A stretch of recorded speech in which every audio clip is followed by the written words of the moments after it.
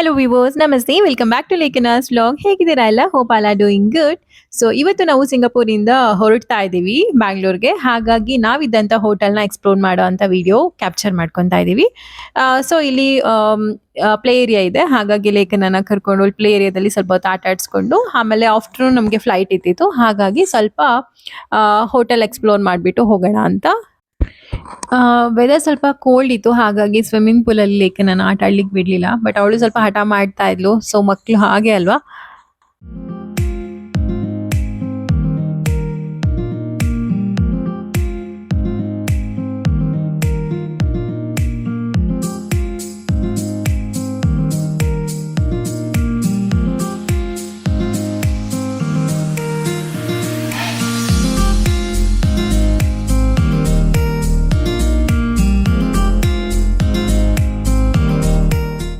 And ನಾನು observe ಮಾಡ್ದಂಗೆ almost ಸಿಂಗಾಪುರಲ್ಲಿ ಎಲ್ಲಿ ನೋಡಿದ್ರು ಪ್ಲಾಂಟೇಶನ್ ತುಂಬಾನೇ ಚೆನ್ನಾಗಿ ಮಾಡಿದ್ದಾರೆ. ಈವನ್ ಹೋಟೆಲಲ್ಲೂ ಸಹ ಅಷ್ಟೇ ಪ್ಲಾಂಟ್ಸ್ ತುಂಬಾನೇ ಡಿಫ್ರೆಂಟ್ ಕೈಂಡ್ ಆಫ್ ಫ್ಲವರ್ಸ್ ಆಗಿರ್ಬೋದು ಎಲ್ಲಾನೇ ಚೆನ್ನಾಗಿತ್ತು. ಅದನ್ನ ನಾವು ನೋಡಿ ಸ್ವಲ್ಪ ಖುಷಿ ಆಗ್ತಾ ಇತ್ತು. ಆ್ಯಂಡ್ ಲೈಕ್ ನನಗೆ ಈ ಥರದ ಫ್ಲವರ್ಸ್ಗಳೆಲ್ಲ ಎಕ್ಸ್ಪ್ಲೈನ್ ಮಾಡ್ತಾ ಇದ್ವಿ. ಸೊ ಈಗ ಅಲ್ಲಿಂದ ನಾವು ನೆಕ್ಸ್ಟ್ ಪ್ಲೇ ಏರಿಯಾಗೆ ಹೋಗ್ತಾ ಇದ್ದೀವಿ.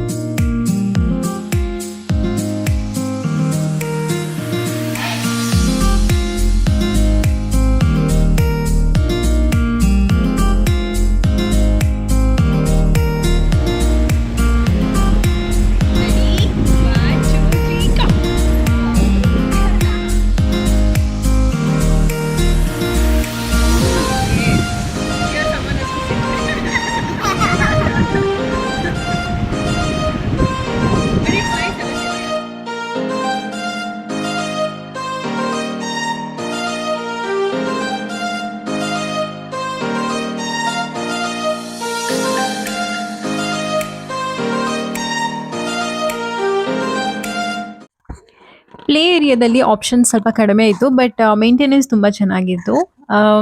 ಯಾ ಲೇಖನ ಅಂತೂ ಎಂಜಾಯ್ ಮಾಡ್ತಾ ಇದ್ಲು. ಆ್ಯಂಡ್ ಅವಳು ಹೊರಟು ಬರ್ತಾ ಇರಲಿಲ್ಲ. ಅವಳಿಗೆ ಸ್ವಲ್ಪ ಡೈವರ್ಟ್ ಮಾಡಿಬಿಟ್ಟು ಕರ್ಕೊಂಡು ಹೋಗ್ತಾ ಇದ್ವಿ.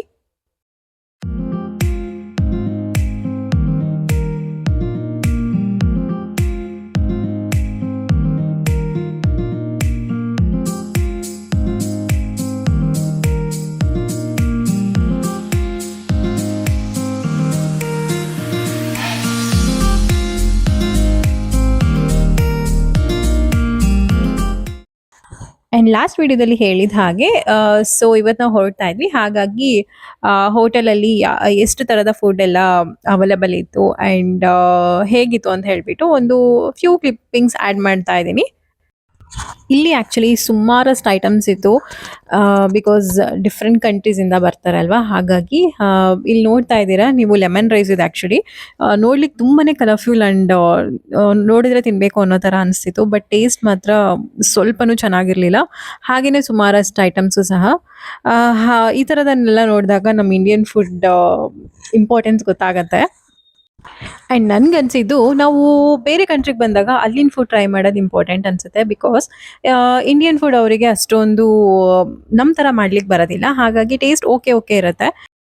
ಸೊ ನಾವು ಸಹ ಅಷ್ಟೇ ಬೇರೆ ಕಂಟ್ರಿಗೆ ಹೋದಾಗ ಅಲ್ಲಿನ ಫುಡ್ ಸ್ವಲ್ಪ ಟ್ರೈ ಮಾಡ್ತೀವಿ.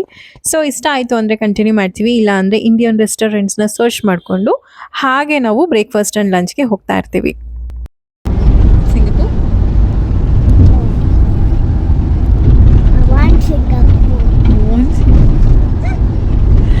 ನಾವು ಬೇಗ ಬ್ರೇಕ್ಫಾಸ್ಟ್ ಮುಗಿಸ್ಕೊಂಡು ಈಗ ಏರ್ಪೋರ್ಟ್ ಹತ್ರ ಹೋಗ್ತಾ ಇದ್ದೀವಿ. ಬಿಕಾಸ್ ಏರ್ಪೋರ್ಟ್ ಎಕ್ಸ್ಪ್ಲೋರ್ ಮಾಡಲಿಕ್ಕೆ ತುಂಬ ಟೈಮ್ ಬೇಕಾಗುತ್ತೆ. ಸೊ ಬೇಗ ಅಲ್ಲಿ ಚೆಕ್ ಇನ್ ಮಾಡಿಕೊಂಡು ಎಕ್ಸ್ಪ್ಲೋರ್ ಮಾಡಿಕೊಂಡು ಸ್ವಲ್ಪ ರಿಲ್ಯಾಕ್ಸ್ ಮಾಡ್ಕೊಳ್ಳೋಣ ಅಂತ ಅಂದ್ಕೊಂಡ್ವಿ. ಹಾಗೆಯೇ ಹೋಗ್ತಾ ನಾವು ಕೆಲವಷ್ಟು ರೋಡ್ ಸೈಡ್ ವೀಡಿಯೋಸ್ನ ಕ್ಯಾಪ್ಚರ್ ಮಾಡಿಕೊಂಡೆ. ಬಿಕಾಸ್ ತುಂಬಾ ಚೆನ್ನಾಗಿ ಅನಿಸ್ತಾ ಇತ್ತು, ಎಲ್ಲಿ ನೋಡಿದ್ರು ಗ್ರೀನರಿ ಇದೆ ಆ್ಯಂಡ್ ತುಂಬ ಖುಷಿ ಆಯಿತು.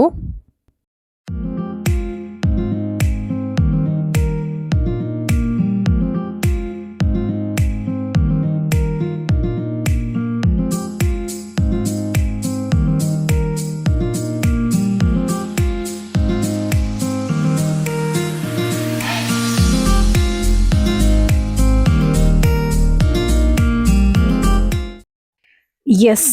ಈಗ ನಾವು ಚಾಂಗಿ ಏರ್‌ಪೋರ್ಟ್‌ಗೆ ರೀಚ್ ಆಗಿದ್ದೀವಿ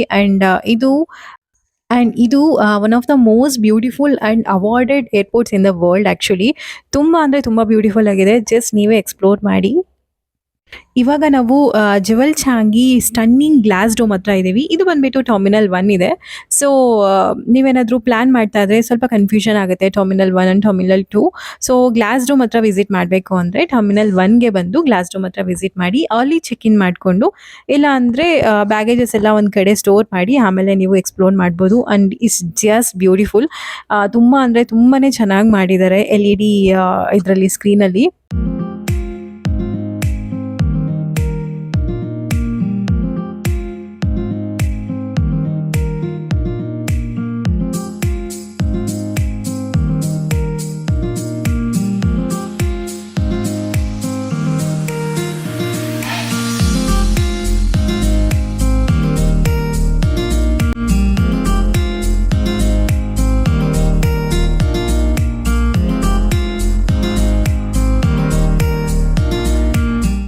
ಆ್ಯಂಡ್ ನೆಕ್ಸ್ಟ್ ಬಂದ್ಬಿಟ್ಟು ಇದೊಂದು ಸೊಲಾರಿ ಬೋರ್ಡ್. ಇದು ಅರೈವಲ್ ಆ್ಯಂಡ್ ಡಿಪಾರ್ಚರ್ಸ್ನ ಡಿಸ್ಪ್ಲೇ ಮಾಡ್ತಾ ಇದ್ದಂಥ ಬೋರ್ಡ್. ನನಗೆ ಇದ್ರ ಮುಂದೆ ನಿಂತು ನೋಡ್ತಾ ಇದ್ರೆ ಒಂದು ರೆಟ್ರೋ ಮೂವಿ ಸೀನ್ ನೋಡ್ತಾ ಇದ್ದೀನಿ ಅನ್ನೋಂಥ ಫೀಲ್. ಒಳ್ಳೆ ಮಾಡರ್ನ್ ಏರ್ಪೋರ್ಟ್ಗೆ ವಿಂಟೇಜ್ ವೈಬ್ನ ತಂದ್ಕೊಟ್ಟಿದೆ ಅಂದರೆ ತಪ್ಪಾಗಲ್ಲ. Nice experience.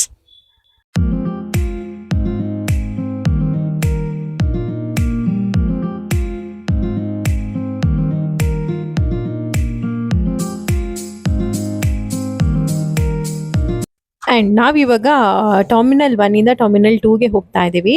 Rain ವೋರ್ಟೆಕ್ಸ್ and butterfly ಗಾರ್ಡನ್ಸ್ನ ನೋಡಲಿಕ್ಕೆ ಅಂತ ಹೇಳಿಬಿಟ್ಟು. ಸೊ, ಸ್ಕೈ ಟ್ರೈನಲ್ಲಿ ಹೋಗ್ತಾ ಇದ್ದೀವಿ. ಆ್ಯಕ್ಚುಲಿ ತುಂಬಾ ದೊಡ್ಡದಿದೆ. ಟರ್ಮಿನಲ್ 1ಇಂದ ಟರ್ಮಿನಲ್ 2 ಹೋಗಬೇಕು ಅಂದ್ರೇ ತುಂಬ ಟೈಮ್ ತೊಗೊಳುತ್ತೆ.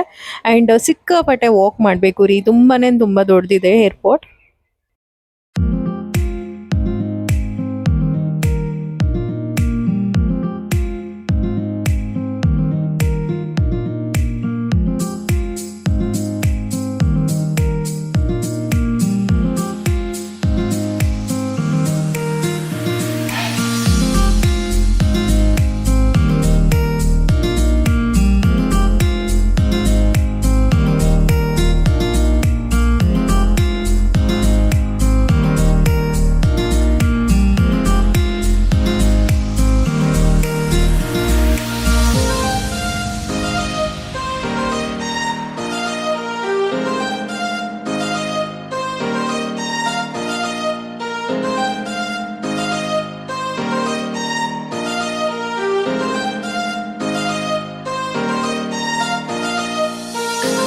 ಆ್ಯಂಡ್ ನಾವು ಟರ್ಮಿನಲ್ 1ಇಂದ ಟರ್ಮಿನಲ್ 2ಗೆ ಬಂದು ರೀಚ್ ಆಗೋಷ್ಟರಲ್ಲಿ ಆಲ್ಮೋಸ್ಟ್ ಲಂಚ್ ಟೈಮ್ ಆಗಿತ್ತು. ನಾವು ಆ್ಯಕ್ಚುಲಿ ತುಂಬಾ ಹಂಗ್ರಿ ಆಗ್ತಾ ಇತ್ತು. ಆ್ಯಂಡ್ ಇಲ್ಲಿ ಪ್ರಾಬ್ಲಮ್ ಏನು ಅಂದರೆ ಏರ್ಪೋರ್ಟಲ್ಲಿ ನೀವು ಚೆಕ್ ಇನ್ ಆದ್ರೂ ಇಮಿಗ್ರೇಷನ್ ಮುಗಿಯೋ ತನಕ ಇಂಡಿಯನ್ ರೆಸ್ಟೋರೆಂಟ್ ಸಿಗಲ್ಲ. ಹಾಗಾಗಿ ನಾವು ಇವಾಗ ಮಿಡ್ಡಲ್ಲಿ ಸ್ಟಕ್ ಆಗಿಬಿಟ್ಟಿದ್ವಿ. ಸೊ, ಬೇಗ ಮುಗಿಸ್ಕೊಂಡು ಇಮಿಗ್ರೇಷನ್ ಮುಗಿಸ್ಕೊಂಡು ಆಮೇಲೆ ಲಂಚ್ಗೆ ಹೋಗೋಣ ಅಂತ ಹೇಳಿಬಿಟ್ಟು ಈಗ ಇದು ರೈನ್ ವೋರ್ಟೆಕ್ಸ್ನ ನೋಡಲಿಕ್ಕೆ ಅಂತ ಹೋಗ್ತಾ ಇದ್ದೀವಿ.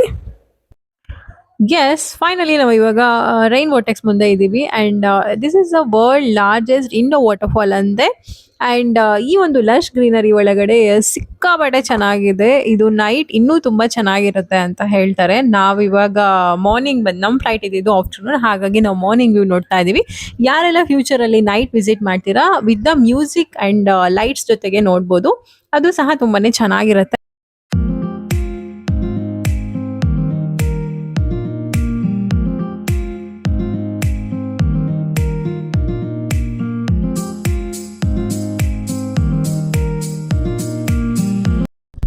ನಾವಂತೂ ಇಂಡಿಯನ್ ರೆಸ್ಟೋರೆಂಟ್ಸ್ನ ಸರ್ಚ್ ಮಾಡಿ ಸಾಕಾಯಿತು. ಅದರಲ್ಲಿ ಏರ್ಪೋರ್ಟಲ್ಲಿ ಇಮಿಗ್ರೇಷನ್ ಎಲ್ಲ ಮುಗಿಸ್ಕೊಂಡು ಆದಮೇಲೆ ನಿಮಗೆ ಇಂಡಿಯನ್ ರೆಸ್ಟೋರೆಂಟ್ ಸಿಗುತ್ತೆ.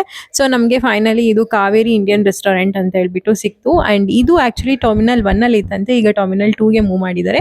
ಸೊ, ನಾವೀಗ ಮೀಲ್ಸ್ ಆ್ಯಂಡ್ ದೋಸೆ ಆರ್ಡರ್ ಮಾಡಿದ್ವಿ. ಫುಡ್ ತುಂಬಾ ಚೆನ್ನಾಗಿದೆ. ಅದಕ್ಕೆ ಅನ್ಸುತ್ತೆ ಇದು ಫೇಮಸ್ ಇದೆ ಇಲ್ಲಿ ಏರ್ಪೋರ್ಟಲ್ಲಿ.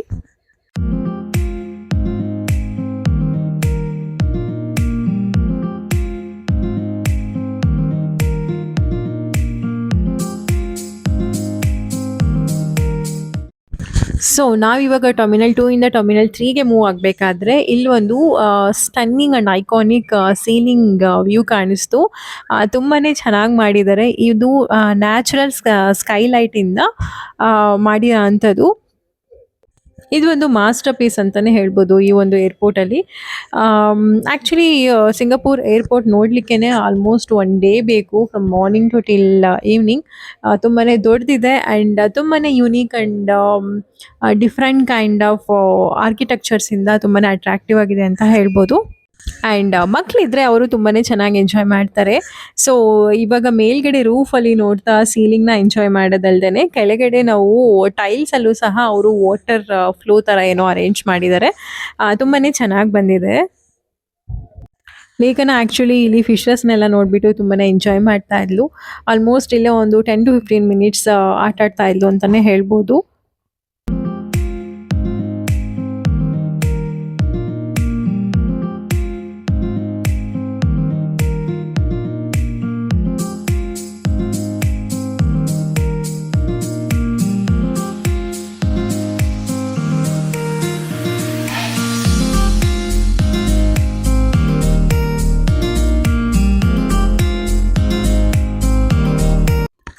ಎಸ್, ಫೈನಲಿ ನಾವು ಇವಾಗ ಫ್ಲೈಟ್ ಹತ್ತಲಿಕ್ಕೆ ಅಂತ ಹೋಗ್ತಾ ಇದ್ದೀವಿ. ತುಂಬ ಅಂದರೆ ತುಂಬಾನೇ ದೊಡ್ಡ ಏರ್ಪೋರ್ಟ್ ಇದು. ಆ್ಯಂಡ್ ವಾಕ್ ಮಾಡಿ ಮಾಡಿ ಸಿಕ್ಕಾಪಟ್ಟೆ ಟಯರ್ಡ್ ಆಗುತ್ತೆ. ಐ ಡೋಂಟ್ ನೋ, ಲೇಖನ ಸುಮ್ಮನೆ ಡೈವರ್ಟ್ ಮಾಡಿಕೊಂಡು ಆಟ ಆಡ್ಕೊಂಡು ಹೋಗ್ತಾ ಇದ್ದಾಳೆ. ಬಟ್ ಎಸ್, ನಮಗಂತೂ ತುಂಬಾ ಟಯರ್ಡ್ ಆಯಿತು. ಯಾವಾಗ ಫ್ಲೈಟಲ್ಲಿ ಹೋಗಿ ಕೂತು ರೆಸ್ಟ್ ಮಾಡೋಣ ಅನ್ನೋಷ್ಟು ಅನಿಸ್ತಾ ಇತ್ತು.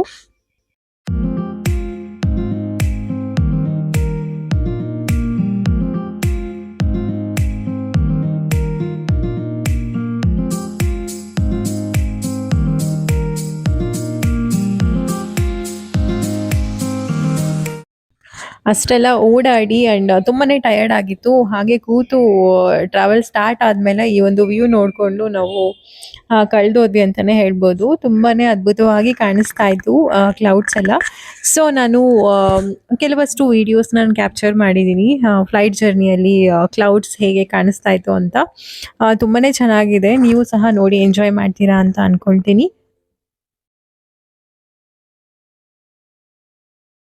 ನಾನು ಯೂಶಲಿ ಟ್ರಾವೆಲಿಂಗ್ ಟೈಮಲ್ಲಿ ಮಲ್ಕೊತೀನಿ. ಹಾಗೆ ಮಲ್ಕೊಂಡು ಎದ್ದಾದ್ಮೇಲೆ ಈ ಒಂದು ಮ್ಯಾಜಿಕಲ್ ಮೊಮೆಂಟ್ನ ಎಕ್ಸ್ಪೀರಿಯನ್ಸ್ ಮಾಡಿದ್ದಾಯ್ತು. ನನಗೆ ಈ ಕ್ಲೌಡ್ಸ್ ಎಲ್ಲ ಕಾಟನ್ ಥರ ತೇಲಾಡ್ತಾ ಇದೆ ಅಂತ ಅನಿಸ್ತಾ ಇತ್ತು. ಹಾಗೆ sun rays actually ಸ್ಕೈನ different ಕಲರ್ಸಿಂದ paint ಮಾಡಿದೆ ಅಂತ ಅನಿಸ್ತಾ ಇತ್ತು. ಒಳ್ಳೆನೇ ಬ್ಯೂಟಿಫುಲ್ ಎಕ್ಸ್ಪೀರಿಯನ್ಸ್ ಅಂತಲೇ ಅನಿಸುತ್ತೆ.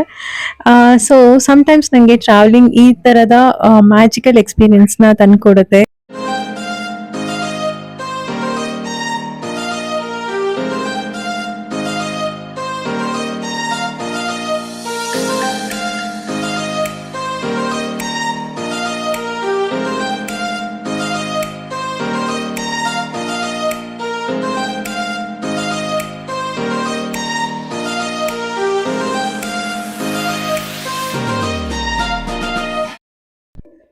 ಎಸ್, ನಾವಿವಾಗ ಆಲ್ಮೋಸ್ಟ್ ಬ್ಯಾಂಗ್ಳೂರು ಹತ್ತತ್ರ ರೀಚ್ ಆಗ್ತಾ ಇದ್ವಿ. ಸೊ ಅಲ್ಲಿಂದ ಕ್ಯಾಪ್ಚರ್ ಮಾಡಿರೋಂಥ ವೀಡಿಯೋಸ್ ಇದು. ನಂಗೆ ನೈಟ್ ವ್ಯೂ ಸಹ ತುಂಬಾ ಇಷ್ಟ ಆಯಿತು. ಹಾಗಾಗಿ ಕೆಲವಷ್ಟು ಕ್ಲಿಪ್ಪಿಂಗ್ಸ್ ಆ್ಯಡ್ ಮಾಡಿದೆ. ಆ್ಯಂಡ್ ಎಸ್, ಇದಾಗಿತ್ತು ಇವತ್ತಿನ ವೀಡಿಯೋ. ಐ ಹೋಪ್ ಈ ವಿಡಿಯೋ ನಿಮಗೆ ಇಷ್ಟ ಆಗಿದೆ ಅಂತ ಭಾವಿಸ್ತೀನಿ. ಸಿಗೋಣ ಮುಂದಿನ ವೀಡಿಯೋದಲ್ಲಿ. ಅಲ್ಲಿವರೆಗೂ ನನ್ನ ವೀಡಿಯೋಸ್ನ ನೋಡ್ತಾ ಇರಿ. ಟೇಕ್ ಕೇರ್, ಬಾಯ್ ಬಾಯ್.